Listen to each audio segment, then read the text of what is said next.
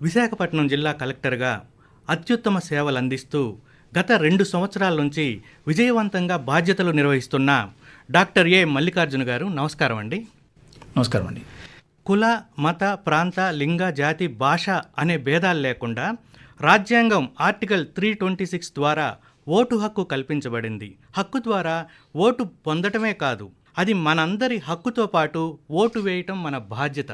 ఈ బాధ్యతను అందరికీ తెలియజేయటం ఎలా అంటారు? అంటే మనకి ఓటు వేయడం మన బాధ్యత అనేది మనకు బేసిక్గా మనకి మొదట ఓటు హక్కు వచ్చినప్పటి నుంచే మనము పబ్లిక్లో స్వీప్ యాక్టివిటీ ద్వారా పబ్లిక్లో మనం ఈ జాగృతి తేవడం జరుగుతూ ఉంది. అంటే మీరు గమనిస్తే మేము మనకు మేజర్గా అపార్ట్మెంట్స్, తర్వాత గేటెడ్ కమ్యూనిటీస్లో వెల్ఫేర్ అసోసియేషన్స్ ఉంటాయి. వాటితో కూడా ఆల్రెడీ మీటింగ్లు పెట్టడం జరిగింది. అలాగే ఇప్పుడు రానున్న నెక్స్ట్ 20 రోజుల్లో కూడా ప్రతి వెల్ఫేర్ అసోసియేషన్ దగ్గరికి వెళ్ళి మనకు బిఎల్ఓ కానీ ఓటు వేయించే అధికారులు అందరూ కూడా వాళ్ళకి సమావేశాలు ఏర్పాటు చేసి 100% ప్రతి ఒక్కరు కూడా ఓటు హక్కు వేసేలా వాళ్ళందరినీ మేము పురమాయించడానికి సిద్ధపడ్డాము. ఇవి కాకుండా మనకి మధ్య అలాగే పెద్ద తరహా ర్యాలీలు కూడా మేము చేపట్టబోతున్నాం, ప్రాసెస్ చేపట్టబోతున్నాం. దెన్ ఇండివిజువల్ లెవెల్లో కూడా మనం పేపర్లో కానీ అలాగే మనకి థియేటర్లో కానీ మనం స్లైడ్స్ వేసి పబ్లిక్ని వాళ్ళని చైతన్యవంతులకు చేసేదానికి మనం ప్రయత్నం చేస్తున్నాం. దెన్ ఇది కాకుండా మనకు గమనిస్తే సుమారుగా ఒక 400 ప్లేసుల్లో మనము చలివేంద్రాలు కూడా ఏర్పాటు చేయడం జరిగింది జీవీఎంసీలో. సో ప్రతి చలివేంద్రం బయట కూడా మేము ఈ క్యాప్షన్ రాసేసి మనకి ప్రాణానికి నీరే విధంగా ఆధారము, ప్రజాస్వామ్యానికి ఓటు హక్కు అంతే ఆధారం అని చెప్పి ఆ మీనింగ్ వచ్చేలా ఆ క్యాప్షన్ కూడా మనం బయట డిస్ప్లే చేసేసి ఈ 400 సెంటర్లో కూడా ప్రజల్ని చైతన్యవంతులు చేసి అందరూ కూడా ఓటు హక్కు వేసుకునే వల్ల మనం ఎంకరేజ్ చేస్తున్నాం. ఇది కాకుండా మనకు చాలా చోట్ల మనకి అధ్యాపకులు, తర్వాత కాలేజెస్, యూనివర్సిటీస్లో అన్ని చోట్ల కూడా అంటే మనకి న్యూట్రల్గా ప్రజలందరినీ చైతన్యవంతులు చేసే విధంగా చిన్న డిబేట్ లాంటి కూడా ఏర్పాటు చేయడానికి సిద్ధపడుతున్నాం. కలెక్టర్ గారు, ఓటు హక్కు జూన్ 1949లో ముసాయిదా రాజ్యాంగంలో భాగంగా చేర్చబడి జనవరి 26, 1950 నుండి అమల్లోకి వచ్చింది. ఓటు హక్కు మానవ హక్కుగా పరిగణించబడుతుంది ఎందుకు? అంటే మనకి ప్రజాస్వామ్యంలో మనకి రాజ్యాంగం మనకు చెప్పినట్టు ప్రతి 5 సంవత్సరాలకు ఒకసారి ఎన్నిక అనేది మనకు మస్ట్ అండ్ షుడ్. సో ఆ విధంగా మనము ఎన్నిక నిర్వహించుకున్నప్పుడే ఆ 5 ఏళ్ల పాటు మనము ఒక పాలించే హక్కును మనం ఒక ప్రభుత్వానికి ఒక సెట్ ఆఫ్ పీపుల్కి మనం ఇవ్వడం జరుగుతుంది. సో ఇవ్వాలి అంటే అందరూ కూడా 100% ఓటు హక్కు వినియోగించుకోవాలి. ఇచ్చిన తర్వాత అంతే బాధ్యతతో మనకి అధికారంలో చేపట్టబోయే వ్యక్తులు కానీ పార్టీలు కానీ అంతే బాధ్యతతో మనకి ప్రజలకి కావలసిన సౌకర్యాలు అలాగే మానవ అభివృద్ధి మీద ఫోకస్ చేసినప్పుడు ఖచ్చితంగా అది ఒక ప్రజలందరికీ అలాగే దేశానికి కూడా అభివృద్ధికి బాటలు వేస్తుంది. ఆ క్రమంలో మనకి ఓటు హక్కు అనేది మనకి ఇండైరెక్ట్గా మనకు ప్రతి మానవుడు కూడా ఒక హక్కులాగా భావించడం జరిగింది. కలెక్టర్ గారు, ప్రజలు ఓటు హక్కును తమ బాధ్యతగా స్వీకరించి ఓటు వేయాలని నిర్ణయించుకున్నారు, బాగుంది.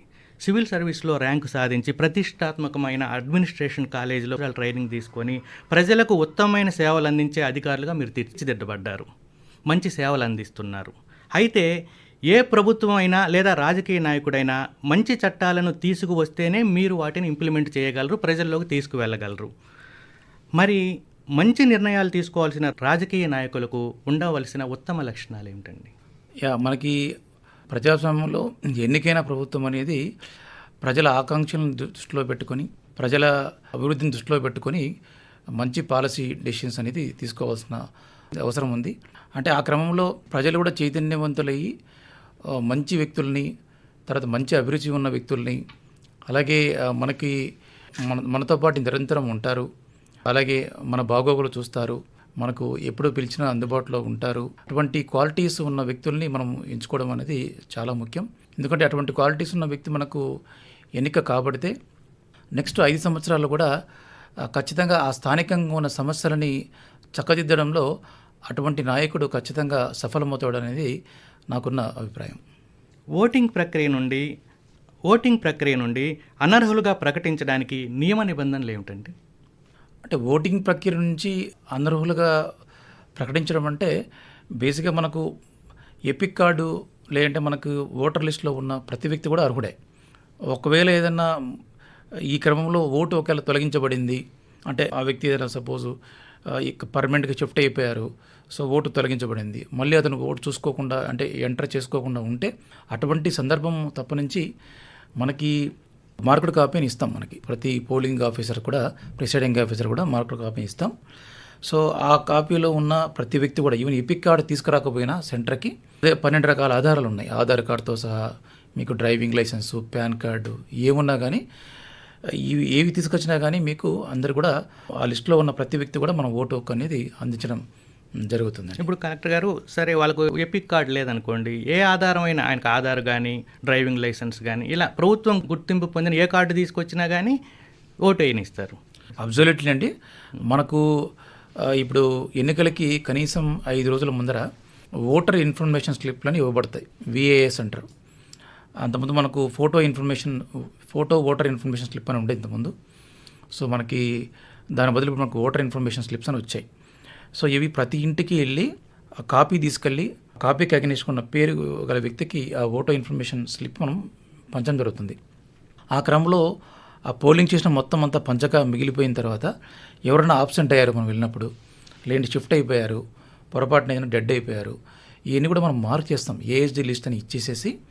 సో ఈ ఓటర్ ఇన్ఫర్మేషన్ స్లిప్ ఇచ్చిన తర్వాత రేపు ఆ ఓటరు ఎపిక్ కార్డు మర్చిపోయినా కానీ కనీసం ఈ ఓటర్ ఇన్ఫర్మేషన్ స్లిప్పు అలాగే ఏదో ఒక ఆధార్ కార్డు తీసుకుపోయినా కానీ కంపల్సరీగా మనకు అక్కడ ప్రిసైడింగ్ ఆఫీసర్లు వాళ్ళ దగ్గర కూడా మనకు మార్క్ లిస్ట్లో ఆ ఫోటో కూడా ఉంటుంది, ఆ వ్యక్తి పేరుతో పాటు ఫోటో ఉంటుంది. అవి రెండు సరిచూసుకొని వాళ్ళకి ఓటు వేసే అవకాశం ఇవ్వడం జరుగుతుంది. సో ఎపిక్ కార్డు అనేది మస్ట్ ఏం కాదు, కానీ ఎపిక్ కార్డు తీసుకెళ్తే, ఫోటో ఐడెంటిటీ కార్డు తీసుకెళ్తే మంచిది. సో మాకు కూడా అధికారులు కూడా కొద్దిగా సులభంగా ఉంటుంది ప్రక్రియ. ఇది లేని క్రమంలో పొరపాటున మర్చిపోయినా కానీ ఖచ్చితంగా మనకు 12 రకాల కార్డ్స్ అయితే మేము ఆల్రెడీ పేపర్లో ప్రచురించడం జరిగింది. ఆ కార్డులో ఏ కార్డు తీసుకొచ్చినా కానీ ఖచ్చితంగా మేము ఓటు హక్కు అనేది ఆ రోజు ఇవ్వడం జరుగుతుంది. అలాగే మనకు మే 13 ఉదయం 7 గంటల నుంచి మనకు ఓటింగ్ ప్రక్రియ అనేది మొదలవుతుంది. అలాగే సాయంత్రం 6 గంటల వరకు మనకు ఓటింగ్ ప్రక్రియ నిరంతరంగా జరుగుతుంది. అండ్ ఒకటే విన్నపం ఏంటంటే, ఎండలు ఎక్కువ ఉన్నాయని రావడం అనేది మర్చిపోకండి. దయచేసి అర్లీగా అయినా వచ్చి ఓటేయండి. లేదంటే మీకు ఇంకా సౌలభ్యం ఉందనుకుంటే మీరు కొద్దిగా 3 తర్వాత ఒకవేళ మీకు ఏదైనా ఎండ తగ్గుతుంది, వేడి తగ్గుతుందని భావిస్తే అట్లయినా పర్వాలేదు. కానీ మీకు అక్కడ ఎండ తీవ్రతను తగ్గించడానికి మేమైతే షామియానాలు కానీ, డ్రింకింగ్ వాటర్ కానీ, ర్యాంపులు, వీల్ చైర్లు అటువంటి అన్ని ఏర్పాట్లు కూడా మేము సౌలభ్యం క్రియేట్ చేస్తున్నాము. సో 6 వరకు ఉంటుంది. 6 తర్వాత కూడా ఆ పోలింగ్ స్టేషన్కి వచ్చి ఎవరైతే నిలబడి ఉంటారో వాళ్ళందరూ కూడా మళ్ళీ మేము నెంబర్లు ఇచ్చి ఎంతమంది నిలబడి ఉన్న ఆ టైం కల్లా వాళ్ళందరికీ ఈవెన్ గంట అయినా 2 గంటలు లేట్ అయినా కానీ అందరూ కూడా మేము పోలింగ్ స్టేషన్లో 6 లోపల ఎవరైతే మనకు పోలింగ్ స్టేషన్కి రీచ్ అయ్యారో అందరూ కూడా 100% ఓటు హక్కు అనేది మేము ఎన్ష్యూర్ చేయడం జరుగుతుంది. డాక్టర్ ఏ మల్లికార్జున్ గారు, పోస్టల్ బ్యాలెట్ గురించి తెలియజేయండి.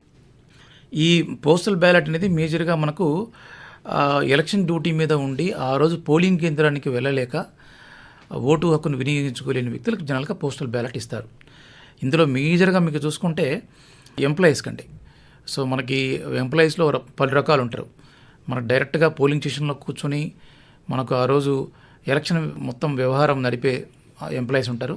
బయట సెక్యూరిటీ రూపంలో పోలీసు కానీ, సిఆర్పిఎఫ్ కానీ, ఇతరత ఆర్మ్డ్ పీపుల్ ఉంటారు వాళ్ళు కానీ, లేదంటే రూట్ ఆఫీసర్లు, సెక్టర్ ఆఫీసర్లు, జోనల్ మేజిస్ట్రేట్ అని చెప్పి బయట తిరుగుతూ ఉంటారు, కంటిన్యూస్గా వాళ్ళు అనుసంధానం చేస్తూ ఉంటారు వాళ్ళకి కానీ.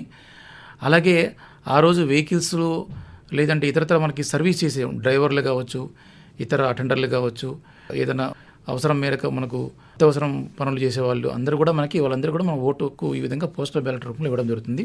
వీళ్ళందరికీ మనము ఫామ్ 12 అని చెప్పి మనం ఒక అప్లికేషన్ ఆల్రెడీ చేరవేయడం జరిగింది. సో ఒకవేళ ఎవరికైనా మిస్ అయ్యింటే కన్సర్న్ ఆర్ఓ దగ్గర, రిటర్నింగ్ ఆఫీసర్ మీ అసెంబ్లీ ఆర్ఓ దగ్గరికి అప్రోచ్ అయితే వెంటనే మీకు ఫామ్ 12 కూడా లభిస్తుంది. సో దానికి సంబంధించి కూడా మీరు ఫామ్ 12 అది ఖాళీ తీసుకొని మీరు దాంట్లో మీ సంతకం పెట్టి అనుమతి ఇచ్చి భర్తీ చేసిన ఆ ఫామ్ 12 అనేది మీరు రిటర్నింగ్ ఆఫీసర్కి ఇవ్వాలి. రిటర్నింగ్ ఆఫీసర్కి ఇవ్వగలిగితే రిటర్నింగ్ ఆఫీసరు అసెంబ్లీ తాలూకా ఫామ్స్ ఆయన దగ్గర పెట్టుకొని పార్లమెంట్ తాలూకా ఫామ్స్ జిల్లా కలెక్టర్కి పంపిస్తారు. సో మేము పార్లమెంట్ తాలూకా జిల్లా కలెక్టర్ ఆధ్వర్యంలో పోస్టల్ బ్యాలెట్లు అక్కడ చేరవేస్తాము. అలాగే అసెంబ్లీ తాలూకా ఎలాగో అసెంబ్లీ ఆర్ఓ దగ్గరే ఉంటాయి కాబట్టి వాళ్ళు ఆ పోస్టల్ బ్యాలెట్లు సిద్ధం చేసేసి మనము ఎంప్లాయీస్కి 5, 6 అలాగే 7 8 వరకు కూడా మనము ఫెసిలిటేషన్ సెంటర్లను పెడుతున్నాం. అంటే మనకు ఎక్కడైతే మనం ఏ యూనివర్సిటీలో ట్రైనింగ్ పెడుతున్నామో అక్కడే మనము ఒక్కొక్క కాన్స్టిట్యుయెన్సీకి ఒక్కొక్క ఫెసిలిటేషన్ సెంటర్ పెట్టుకుంటూ, అలాగే పార్లమెంట్కి ఒకటి అదనంగా ఇంకొక ఫెసిలిటేషన్ సెంటర్ పెట్టుకుంటూ, అలాగే ఈ ఉద్యోగుల్లో ఈ మధ్య ట్రాన్స్ఫర్ అయ్యి వచ్చి ఇతర జిల్లాలో ఓట్లు ఉంటే వాళ్ళకు కూడా అదర్ డిస్ట్రిక్ట్స్ అని చెప్పి వాళ్ళు కూడా ఒక ఫెసిలిటేషన్ సెంటర్ అనేది ఏ యూనివర్సిటీలో మనం ఏర్పాటు చేస్తున్నాం. కలెక్టర్ గారు, నాన్ రెసిడెంట్ ఇండియన్స్ ఓటు